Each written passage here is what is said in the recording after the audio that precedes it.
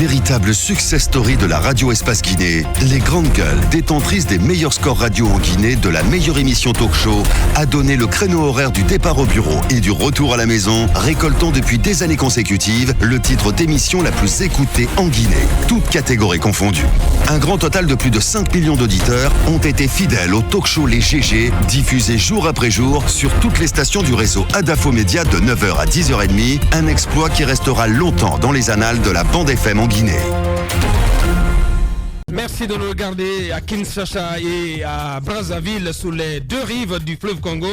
Tous les soirs, vous avez accès à cette émission à 22h40. Moussa Moïse, on s'intéresse à présent au secteur pharmaceutique avec cette réunion d'urgence qui est convoquée aujourd'hui au ministère de la Santé sur instruction du Premier ministre. Exactement, je pense que le gouvernement a voulu avoir les pharmaciens à l'usure en jouant sur le temps. Peut-être qu'ils n'ont pas du côté gouvernemental pris très au sérieux les menaces de l'Ordre national des pharmaciens, parce que rappelez-vous qu'il y avait déjà eu une première alerte de grève dans le secteur. Une rencontre a été très vite organisée du côté du palais Sékou Touré même. Ouais, on avait vu les images. A rencontré les pharmaciens, mais à la sortie, je pense qu'il a confié cela à une commission. Ça n'a pas trop avancé. Ouais. Les pharmaciens sont donc revenus à la charge avec les mêmes points de revendication, les mêmes menaces. Les mêmes menaces, et tout cela repose. Le socle principal de ces revendications, c'est de revoir à la baisse le nombre de sociétés grossistes qui donc vendent les médicaments en République de Guinée. Ouais. Parce que comme vous le savez, comme on l'a dit dans les précédentes émissions ici, c'est un foutoir, c'est n'importe quoi. Ça ne se fait nulle part en Afrique et dans le monde. Ouais. C'est-à-dire que nous sommes aujourd'hui, si je me base sur le rapport qui a été fait par l'inspection de la santé, vous avez 67 sociétés qui ont été répertoriées. 67. Mais à ce jour, vous avez une centaine répertoriées, une centaine.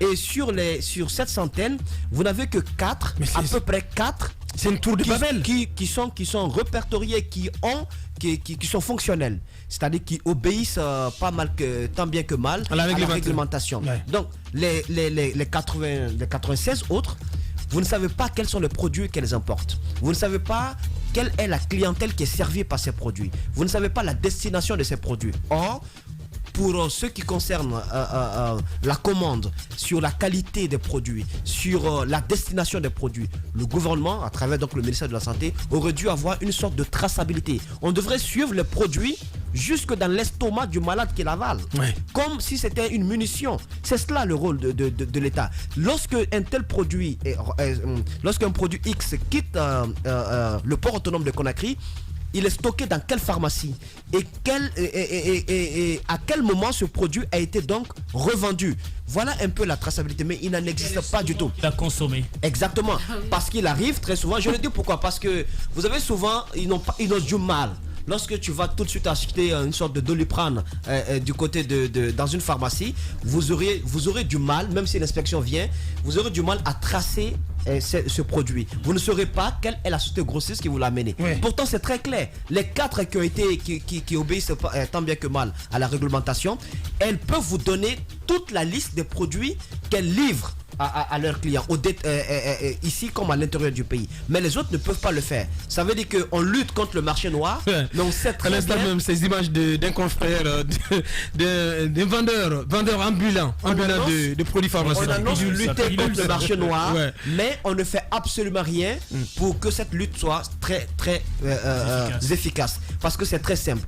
Vous faites la soustraction, les 96 autres sociétés doivent être complètement fermées. Bien. Puisque elles ne livrent pas dans les pharmacies. Or, le rôle principal d'une société d'importation de produits pharmaceutiques, c'est de ravitailler les officines pharmaceutiques. Quelles sont ces sociétés qui sont dans les normes? Oui, j'ai le document en face, mais je n'ai pas cité de nom, mais je sais qu'il y a Sogiprem, par exemple, et il y a une autre société qui travaille avec les médicaments venant de la France. Parce qu'en plus de cela, les sociétés qui importent les médicaments n'importent pas les médicaments dans les mêmes pays.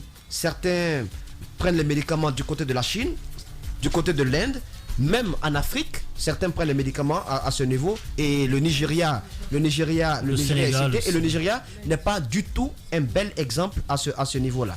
Et ce qui est aussi grave, vous avez la réglementation qui donne un certain pouvoir au pharmacien. Le pharmacien, c'est le maître dans une pharmacie. Pour la manipulation du produit, la loi voudrait que ce soit le pharmacien, que toute la société repose sur le pharmacien, sur son expertise. C'est pour cela qu'il a fait des études. Bien. Mais le marché est pris d'assaut par des nantis, par des commerçants qui achètent les produits. Donc, ils louent presque le diplôme du pharmacien, qui est donc cantonné à un rôle de surveillance. L'homme d'affaires loue donc le diplôme, il importe les produits, il a les visas d'exploitation. Le pharmacien ne fait que surveiller tout cela. Il n'a même pas 1% du chiffre d'affaires que la société produit. Et ce qui est en violation également de la loi. On a entendu la situation des jeunes pharmaciens qui s'est fait entendre l'année dernière surtout. Exactement. Ouais. Vous avez quelques listes de sociétés là, le top 15 des importateurs de médicaments. Ouais. Vous avez la société Medco Pharma. Vous avez les organisations aussi internationales importent des médicaments. Et là-dessus, la Guinée est très très complaisante parce qu'elles n'ont pas toutes le rôle, elles ne sont pas toutes habilitées à importer des médicaments. Elles doivent se fier aux différentes officines de l'État, notamment la pharmacie centrale de Guinée qui existe et qui est également là pour ça. Sinon, ça devient une sorte de concurrence déloyale. Vous avez la Guinée d'importation et distribution, vous avez Labores Guinée, société de distribution pharmaceutique Sodifarm, société Disfofarsal, 6 guinéennes produits pharmaceutiques. Vous avez Mourouya Pharma, vous avez SI de bauxite de Guinée, c'est extraordinaire. Vous avez Sogimap, vous avez Pharma Group International, vous avez même l'ambassade des États-Unis d'Amérique. Ça veut dire qu'on n'a même pas. Vous savez pourquoi est-ce que même les ambassades importent leurs produits? Parce que c'est pas possible. Sérieux, que c'est de la merde qu'on nous sert. Oui, bien sûr. L'ambassade des États-Unis figure dans le top 15 des importateurs de médicaments. Peut-être qu'elle importe des médicaments pour ses travailleurs. Donc nous autres, c'est quoi? C'est des poumons différents, des estomacs, des foies différents ou quoi? Je comprends pas. Voilà. Il faut faire le constat que ce qui vient, c'est pas normal. Vous avez la société guinéenne d'importation de produits, donc vous avez la société Kaloum Pharma. Donc vous avez ici en 2016, si je ne prends que l'année 2016, vous avez un chiffre d'affaires de non mais c'est incroyable, 1320 milliards 717 millions 35 604 francs guinéens. Vous savez, c'est colossal. C'est la raison pour laquelle il sera difficile pour le gouvernement de mettre en application la revendication principale de l'ordre. Oui, mais je pense que l'option a été prise. Oui. Et Mohamed va peut-être le confirmer tout à l'heure, de réduire à 3 le nombre de ces sociétés importantes. Si cela est fait, c'est un salut. C'est acté ou pas, Mohamed? Ça va être un salut. C'est acté, c'est obtenu. On attend une annonce officielle. Non, oui, justement, j'ai parlé ce matin, que ce soit avec Dr Manizé, mais aussi qui est donc le président le secrétaire général, son adjoint Dr Condé, Fali Condé. J'ai parlé avec lui, j'ai parlé avec le responsable de la communication également ce matin, Dr Ansouman Touré, mais ils sont tous formels, c'est acté. Maintenant, c'est un travail technique. Pourquoi ils ne prennent pas le téléphone? Parce qu'ils sont en ce moment en réunion technique au ministère de la Santé, justement parce que les critères, il ne faut pas l'oublier, il y a une nouvelle loi donc sur le secteur de la pharmacie, et c'était aussi l'autre bataille. Il fallait, et les pharmaciens exigeaient que cette nouvelle loi soit appliquée. Donc c'est à partir des critères fixés dans cette loi qu'ils vont fixer désormais la liste de ces grossisseries. Mais ce qu'il ne faut pas oublier, Moussa a raison de dire qu'il y a des ambassades qui importent leurs médicaments, c'est vrai, c'est comme le cas des sociétés minières. Non, minières. Il y a des sociétés minières, il y a des compagnies. Par exemple, la CBG importe ses propres médicaments. D'autres, par contre, ne le font pas, mais ils travaillent avec des pharmacies déjà agréées. Alors, s'il y a un secteur également, un domaine dans lequel l'État n'intervient même pas, ne sait même pas ce qui se passe, c'est à ce niveau-là. Vous avez des pharmacies à Conakry dont le seul rôle est de ravitailler ces sociétés minières. Mais croyez-moi, les prix sont multipliés par 2, 3, jusqu'à 10. Il y a des pharmaciens, c'est cela leur business. Alors que normalement, quand quelque chose est vendu en Guinée, quelle que soit la voie et le créneau utilisé, l'État doit savoir ce qui se passe et l'État doit prélever des taxes. Mais imaginez, c'est juste ahurissant ce qui se passe à ce niveau-là. Mais c'est salutaire qu'on aille à 3. Moi, je ne suis pas contre qu'on les ferme. Mais le problème, c'est quoi? Lorsque vous avez des ministres, lorsque vous avez des super-ministres, lorsque vous avez même des officiers de l'armée qui sont liés directement ou indirectement par leur famille à des sociétés d'importation, c'est un gros problème. Vous avez des grossisseries, quand vous prenez cette liste-là dont parle Moussa, vous avez des grossisseries, des sociétés qui ont des agréments, mais qui n'ont même pas d'entrepôt. En fait, du port, les camions, les conteneurs vont directement à Madina. Pour certains, c'est directement les frontières. Vous ne pouvez pas comprendre comment cela se passe. La question, Mohamed, est-ce que en réduisant le nombre de sociétés importatrices à 3, ça permettra au moins de juguler, de lutter contre la vente des faux médicaments, le marché parallèle. Et n'oubliez pas, l'autre combat. Oui. L'autre combat, c'est quoi? Oui, parce que c'est eux qui ravitaillent. Ce n'est pas mon avis. Ceux qui ravitaillent. Non. Ça va juguler, je dis. Non. Le Bénin avait un type de problème avec nous, notamment en ayant le Nigeria à côté. Vous faites très bien. Même le Nigeria qui est aujourd'hui à plus de 201 millions d'habitants, le Nigeria n'a pas autant de sociétés de grossisserie comme nous. Pourtant, ils sont champions dans la fabrication des produits. Oui, cela est connu. Non, mais même le Ghana, il ne faut pas aussi oublier. Non, attendez, n'oubliez pas une chose, c'est que ce sont des pays qui se sont débrouillés à avoir des sociétés pharmaceutiques sur place qui produisent aussi des médicaments sur place. C'est le cas par exemple de Ghana, il ne faut pas l'oublier. Je disais tantôt que c'était pas mon avis. Ça reste salutaire. Il faut commencer par dire que c'est bien d'en revenir à 3, alors qu'on était loin. On était à plus de 100 en réalité. On était donc au-delà de la centaine. C'est très bien de revenir à 3. C'est une première démarche.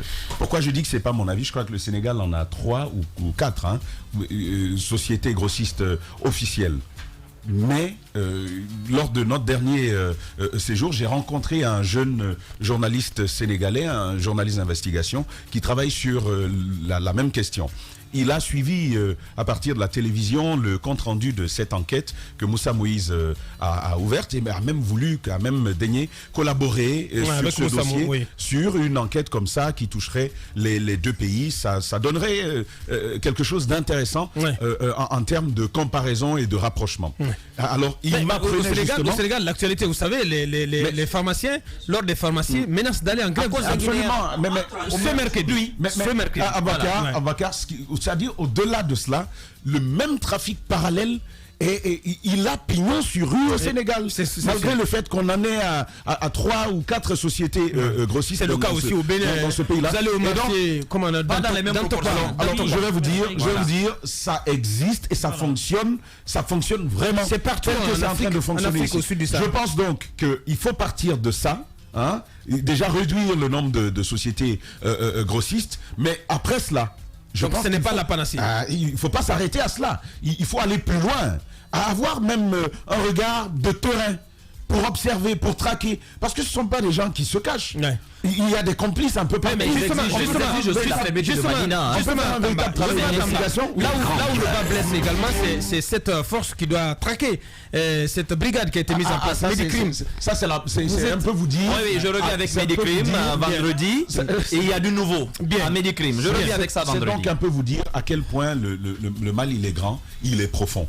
Parce qu'au-delà des actions, il y a ces petits axes complices qui font que le malaise devient croissant. Je pense qu'il faut observer cette situation d'une façon assez globale pour pouvoir lui trouver une solution, pas en restant à en restant sous la surface. Allez-y, Maf. Je suis d'accord qu'il faut voir la chose d'une façon plus globale parce qu'effectivement, ce qui est déjà fait, c'est un premier pas. Ça ne permet pas de finir avec le problème, mais ça permet déjà de diminuer et de fermer, si on veut, certaines entrées. Ça nous permet de nous concentrer sur autre chose. Mais si vous remarquez, c'est une réalité qui persiste dans les pays en voie de développement ou dans les pays très pauvres.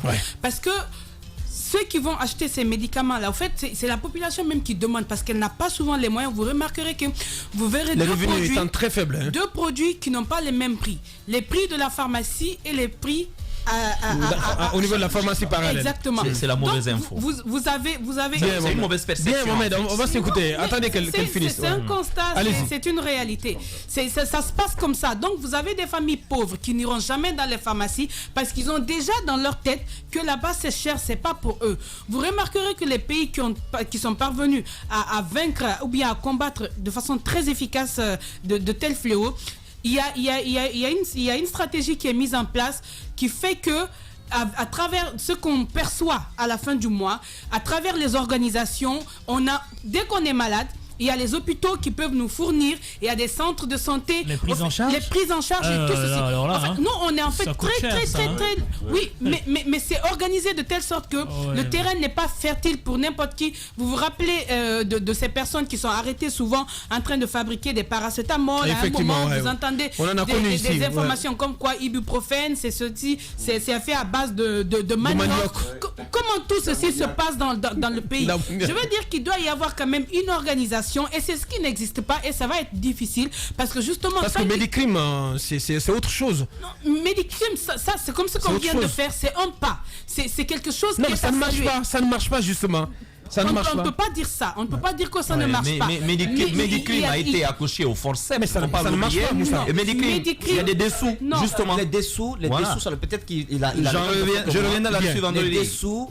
Le problème, ceux qui mettent des bâtons dans les roues de Medicrime, ce n'est pas ailleurs, c'est au ministère de la Santé. Et voilà. Le problème se trouve au ministère même de la Santé parce que ça ne les arrange pas que Medicrime puisse réellement fonctionner. Vous savez, ce n'est pas l'apanage de la Guinée. C'est une norme européenne depuis l'Union européenne. Donc, ça permet non seulement de lutter, mais c'est en collaboration avec le ministère de la Santé. Mais qui n'est pas du tout empressé, qui ne se presse même pas pour la mise en place pour le bon fonctionnement de cette brigade et qui fait plutôt dans les crocs en jambe. Je pense qu'il y a énormément de dessous et ces gens qui sont placés au niveau du ministère de la Santé savent un peu de quoi je parle parce qu'ils sont habitués au-dessus de table et à tout ce qui va et tout ce qui permet et du coup, il faut faire attention à ne pas mettre fin à une telle structure qui peut bien évidemment aider dans la lutte contre ce fléau. Ce que je veux dire pour conclure, c'est que vraiment le combat n'est pas gagné. En tout cas, pour le moment, il y a beaucoup de choses qui restent à faire parce que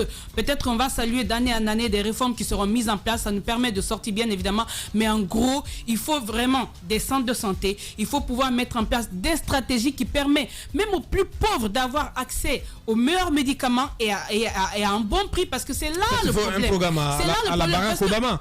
Un programme médical. Mais vous remarquerez qu'on est loin des méga projets. Et c'est ce qui va poser problème parce qu'on aura une grande population qui aura besoin de médicaments, mais où s'approvisionner dans un pays où 80% de la population est malade. Parce que de toutes les façons, ici en Guinée, disons-nous la vérité, tout le monde est malade, chacun a sa petite maladie. D'autres sont diabétiques, il y a le palu, il y a les moustiques, il y a des maladies qui n'existent même pas ailleurs, qui existent encore chez nous. Je pense qu'une prise en charge médicale, même dans les autres pays, ça se fait, mais à des limites. Pour les plus démunis, pourquoi pas un programme comme ça, pour les plus je pense que le premier... Non, il y a des mutuelles. Il y a des mutuelles. Le gouvernement devrait y penser.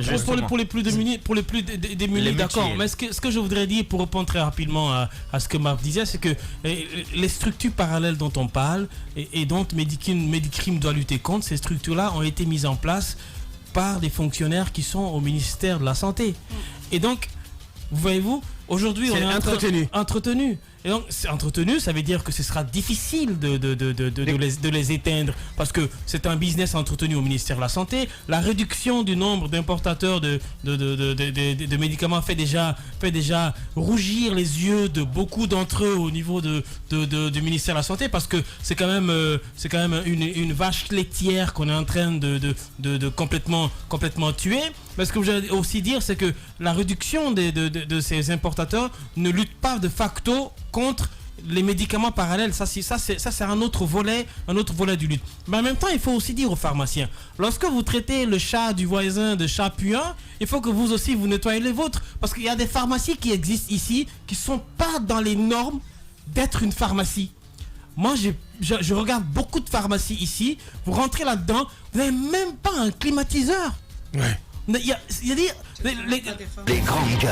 Ce ne sont même pas des pharmacies. Donc, ça c'est parce qu'il n'y a pas de contrôle. Oui, justement. Et ça, c'est la faute de l'État. Oui, mais autant il faut, c'est vrai qu'il faut réduire le nombre d'importateurs de médicaments, mais aussi il faut lutter contre ces pharmacies de fortune qui existent. Ces pharmacies qui finalement nous vendent des produits qui ne sont pas dans les normes de conservation qu'il faut. Ouais. Ça c'est un des volets. Mais au-delà de tout ça aussi, c'est que ce que je voudrais dire, c'est que Marf parlait du fait que les médicaments soient chers au niveau des... C'est parce qu'il y a une solution à côté. Si ces vendeurs parallèles là cessent d'exister, je pense que quand on est malade, on prendra la responsabilité Oui, mais on prendra la responsabilité sur nous-mêmes d'aller dans une pharmacie pour acheter un médicament, pour le prendre. Au cas contraire, vous buvez complètement du popa. Bien. Et ça va aller. Allez-y, vous avez aussi ça guérit. Vous avez ces noms. Il paraît que ça guérit plusieurs maladies. Les grandes gueules. Les pharmacies. Donc vous le conseillez, hein? Il paraît. Je conseille pas. Moussa, quand même, je suis pas un pharmacien. Popa, hein? Non, moi j'aime beaucoup les mélanges à base de produits naturels. Oui, c'est vrai. Petit cola, gingembre, tu peux arriver s'il te plaît. Du miel, vous mélangez tout ça. Ça vous évite beaucoup de produits qui ont des effets secondaires et autres. Voilà. Donc, vous imaginez, nos populations à la base sont tellement habituées. Non, c'est des soucis qui l'ont fait. Nos populations sont tellement habituées. Les grandes gueules. Aux pharmacies par terre, qu'elles ont leur propre appellation. La loi sur la polygamie est passée par là. Vous avez Wai. Vous avez Dombolo. C'est incroyable. Donc, il faut que l'État s'arme et comprenne qu'au-delà de la réduction, ce sont des vies qui vont être sauvées. Imaginez que le marché licite, est à peu près licite, c'est-à-dire les partenaires connus et peu connus des pharmaciens, ce marché-là a fait un chiffre d'affaires de 571 milliards 399 millions 150 552 francs guinéens, soit 43,27%. Le marché licite complètement inconnu des pharmaciens de l'État, c'est 749 milliards 217 millions 885 52 000 chiffres d'affaires. Vous imaginez, le marché non connu, le marché illicite. Prend tout, c'est-à-dire 57%. 56,73% des chiffres d'affaires. À ce niveau, Moussa, c'est que 81% des médicaments illicites sont des faux médicaments. Et c'est là le grand danger. Ça veut dire que presque, quand vous avez 10 médicaments en main, vous avez 8 qui sont des faux médicaments. Si c'est acheté sur le marché parallèle. C'est ça le grand danger. Je ne suis pas en train de lier des choses à cela, mais j'ai rencontré beaucoup de citoyens quand nous menions cette enquête qui m'ont dit, j'ai acheté un produit, j'ai oublié le nom, du côté de Madina parce que le pharmacien, le médecin m'a prescrit le produit. J'ai été directement là-bas parce que c'est moins cher. À Madina, j'ai acheté le produit. Les grandes gueules. Il est mort 2 heures plus tard. Incroyable. Il est mort 2 heures plus tard. Au fait, vous avez des conditionnalités de conservation des produits. Vous avez des tests préalables qui doivent prouver qu'il y a des réactifs dans ces produits. Vous n'avez pas toutes ces données-là. On ne fait que les avaler, ces produits. Quand je vois que les 34 pays de provenance, il y a 10 pays africains qui figurent dedans, comme le Ghana, le Nigeria, le Mali, le Maroc, la Mauritanie, le Sénégal, la Tunisie, le Bénin, l'Égypte, l'océan Indien et territoire. On importe même des produits venant du Mali. Même du Mali. C'est grave. Il y a les grossistes de médicaments avec la chaleur concurrence, une odeur nauséabonde qui existe dans cette zone. Je pense que lorsqu'on me dira qu'on a fini par dégager... Je suis pas sûr que tu as fait un tour depuis des années quand même. Ça existe toujours.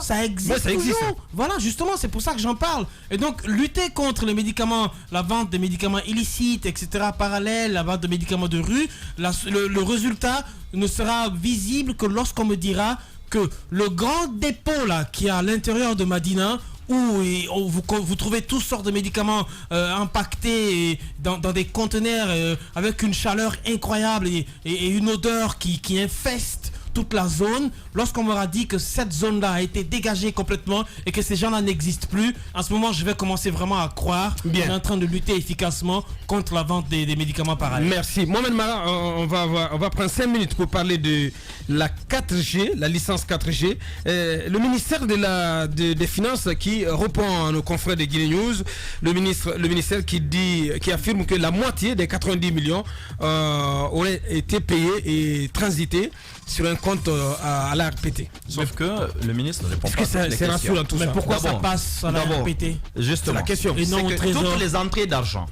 mais j'en viens, toutes les entrées d'argent, normalement doivent être répertoriées, traçables. Et quand le FMI vient, on doit pouvoir les présenter au FMI. Cela n'a pas été le cas. Secondo, on nous dit qu'il y a un compte transit de l'ARPT. La question est de savoir, est-ce que l'ARPT est habilité à recevoir ce genre de montant? Et pourquoi la moitié? Et pourquoi? Non, on en vient à la moitié. La moitié, c'est une autre histoire. On prend cet argent qui ne va pas sur le compte du trésor public. Parce que les comptes, normalement, les régies financières, tout le monde le sait, on les compte directement à la BCRG. Effectivement. Lorsque vous avez des paiements à faire, on vous dit allez verser et vous revenez avec les coupons. Vous revenez avec le reçu. Vous avez fait votre versement, c'est fini. Pourquoi ça n'a pas été le cas? C'est quoi ce compte transit de l'ARPT? Parce que cette question de l'ARPT, je pense que le jour où nous allons nous intéresser à l'ARPT, nous nous rendrons compte que probablement c'est l'un des plus grands scandales de notre pays.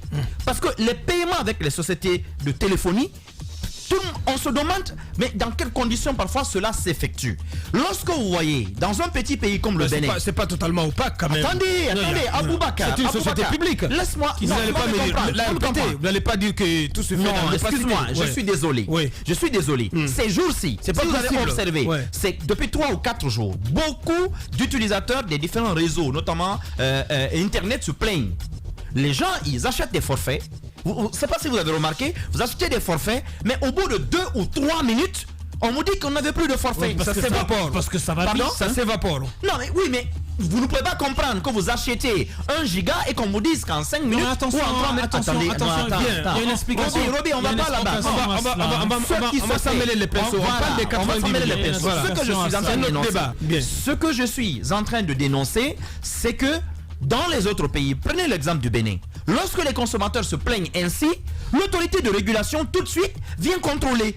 Et lorsqu'on se rend compte effectivement qu'il y a des pratiques peu catholiques, on sanctionne là-bas. Donc vous n'êtes pas rassuré par rapport aux 90 millions. Vous avez déjà vu des sociétés sanctionnées ici de téléphonie par la RPT? Jamais. Maintenant, sur les 90 millions, on lance, on ouvre, l'État dit on a un produit à vendre.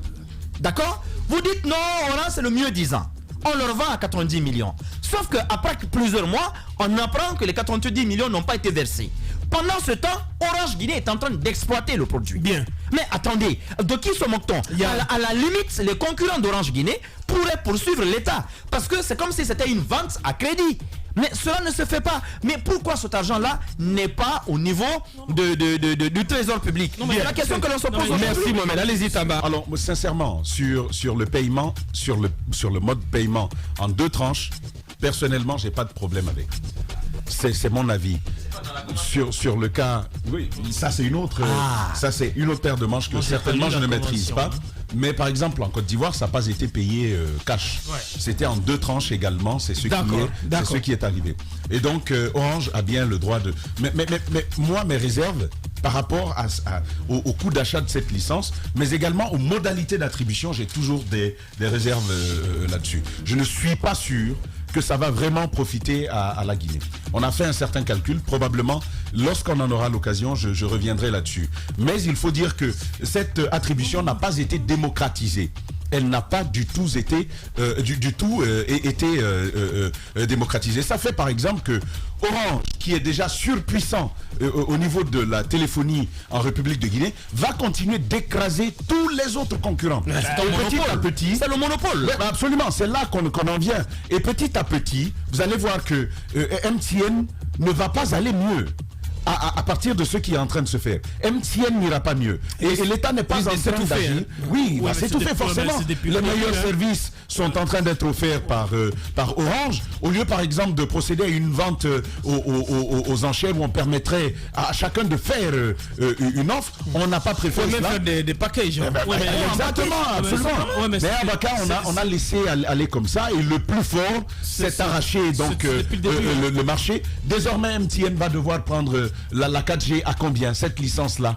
À combien est-ce que ça va être? C'est une grosse question de devoir se poser. Alors, très rapidement, c'est depuis le début. Je pense que Orange a été très stratégique. Depuis le début, ils ont eu, avec le gouvernement...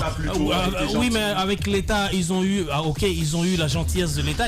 Ils ont utilisé les installations de la Sotelgui, qui était déjà une société bien installée sur tout le territoire, pour pouvoir élargir le réseau. Mais pour répondre très rapidement à Mohamed Mara, au niveau de la 4G, c'est qu'il faut remarquer aussi que le service de la 4G, quand le service de la 4G a été lancé, les prix d'achat des passes internet n'ont pas changé, alors que la fourniture de qualité a évolué d'un cran. Et donc à partir de ce moment-là, ce que vous consommez et vous achetez au même prix hier, vous le consommez plus vite si vous achetez au même prix aujourd'hui, plus rapidement si vous continuez à l'acheter au même prix aujourd'hui. Merci. Donc ça s'explique par ça. Merci Robert. Je termine sur ce message de Alassane Diallo Pécos depuis la Haute-Guinée à Baka, à Kankan où je suis actuellement, comme à Sigiri. Les stations sont désertes. À Sigiri, le litre s'est négocié entre 15 000 et 17 000 sur le marché noir. Kouroussa, Dabola, idem. Là, c'est vraiment sérieux et il faut donc faire face à cette situation le plus urgemment possible. Ça est terminé. Merci à tous les 5. Merci à l'équipe de réalisation. Ibrahim Prince Diallo du côté, le doigté magique du côté de la radio. Mamoudou Koli, là, on n'a pas vu sa tronche ce matin. Je suis sûr qu'il est dans la salle de réalisation du côté de la télé. Merci également à Nalaï Sidibé. Vous avez écouté depuis la France et depuis le Canada, pourquoi pas aux États-Unis, vous avez regardé à la télé. Merci de l'attention. On remet ça demain avec d'autres invités et pour la suite de cette émission. Portez-vous bien, au revoir.